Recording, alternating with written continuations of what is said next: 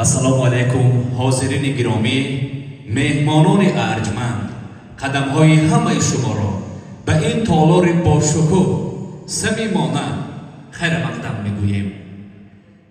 واقعا تاریخ کهن بنیاد تاجیکان سرشار از واقعه های بزرگ سیاسی و اجتماعی است که در سرنوشت خلق ما نقش تقدیرساز را بازیدند.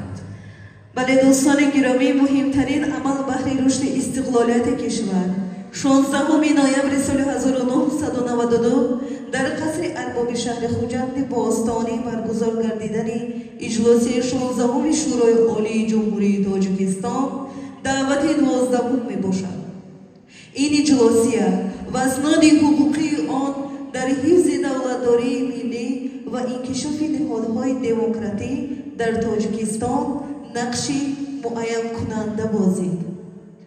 بله، در آن شب روزی که تاجیکستان در ورطه نابودی قرار داشت، شخصیت زمام دولتداری را بر عهده گرفت که کشور ما را از ورطه نابودی نجات داد